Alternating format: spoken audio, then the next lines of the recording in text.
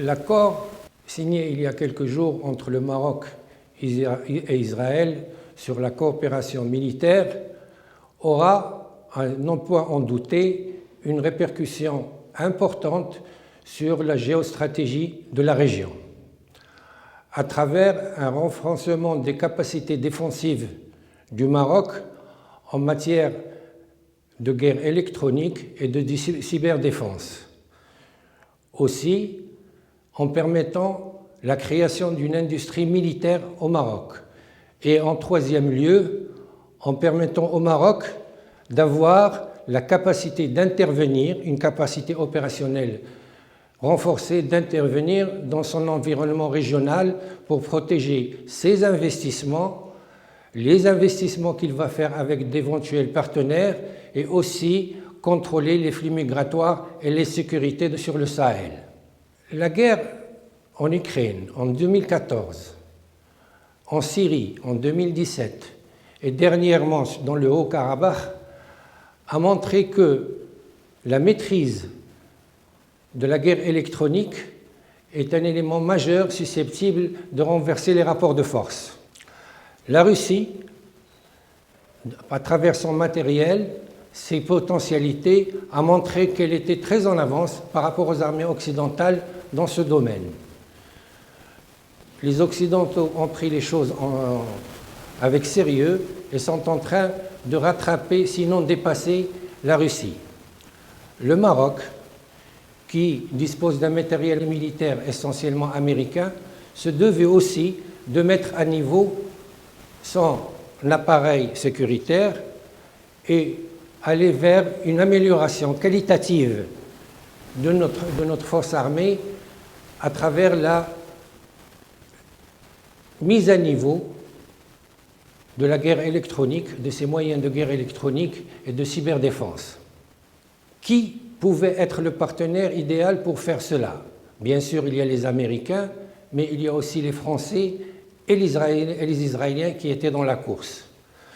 Les Israéliens disposent de solides références dans ce domaine. À part le fait que leur armée est très en avance, il y a l'élément qui a été déterminant, qu'ils ont pris le marché de conseil de l'armée française et ils sont, à travers le programme Scorpion, en train de faire avancer l'armée française, qui est la troisième puissance exportatrice d'armes dans le monde, dans ce domaine. De solides références que le Maroc a pris la décision d'interpeller et de faire fructifier à travers ces relations renouvelées au Maroc, entre le Maroc et Israël. De quoi s'agit-il?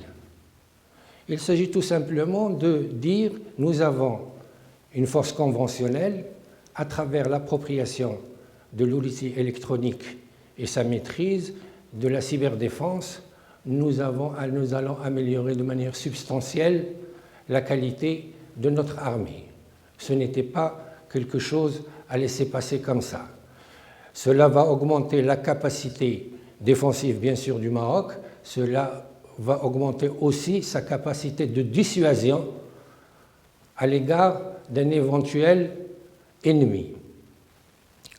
Le deuxième élément qui interpelle dans cet accord entre le Maroc et Israël, c'est le projet d'installer ou de créer une industrie d'armement au Maroc. Tout pays qui ambitionne de devenir une puissance régionale, et telle est l'ambition du Maroc, se doit d'avoir une industrie d'armement. C'est le cas de la Turquie, c'est le cas de l'Iran. Le Maroc se doit d'avoir cette industrie d'armement parce qu'il va lui permettre d'abord de faire acte de souveraineté, d'avoir une certaine autonomie et pourquoi pas pouvoir exporter dans ce domaine. Je rappelle le cas de la Turquie qu'il y a 10 ans a commencé dans son industrie d'armement et aujourd'hui elle exporte aux environs de 11 milliards de dollars, c'est-à-dire plus que n'exporte le Maroc en automobile. Ce n'est pas un challenge inatteignable. Bien au contraire, nous avons deux atouts, un écosystème automobile et un écosystème aéronautique, Ils peuvent être mis à profit pour créer cette industrie d'armement qui peut aussi devenir, dans une échéance brève, grâce ou du fait aussi de l'appui de l'État, une industrie exportatrice. Le troisième élément qui est important dans cet accord et qui est une conséquence indirecte, le Maroc s'est engagé dans un programme d'investissement ambitieux en Afrique. Il peut aussi, et il ambitionne, de devenir un partenaire d'autres investisseurs. Il doit montrer qu'il a la capacité de protéger ses investissements. Il y a quelques jours, je disais qu'une entreprise marocaine a racheté une entreprise au Nigeria au prix de 60 millions de dollars. Ce n'est pas rien. Il faut envisager la protection de ces investissements. Non pas que je puisse pointer le Nigeria ou un autre pays, mais il est évident que nous sommes dans un environnement mouvant et qu'il est nécessaire de prendre en considération qu'un jour ou l'autre, il y a nécessité de protéger l'investissement, de faire aussi preuve ou montrer que nous avons la capacité d'intervenir, une capacité dissuasive qui va nous permettre d'aller de l'avant. 3 points importants à retenir de cet accord, qui, j'en suis conscient, soulève aussi quelques contestations ici et là. Pour les contestations internes, j'interpelle ces contestataires à prendre acte des évolutions du monde, du fait que le Maroc se doit, s'il veut survivre et avancer, d'avoir une armée forte. Et il se doit aussi d'être à la page dans les évolutions technologiques. C'est une opportunité qui lui est offerte, il faut qu'il la saisisse.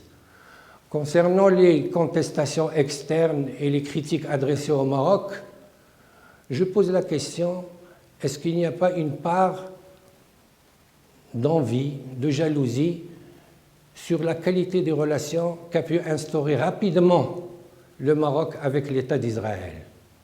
Certes, il y a une histoire, il y a une communauté juive qui est en Israël et à travers le monde qui aide, mais la qualité de ces relations, ce que nous avons pu faire en peu de temps, laisse peut-être dans une situation inconfortable un certain nombre de régimes arabes ou autres sur cette formidable capacité de résilience de notre belle nation qu'est le Maroc.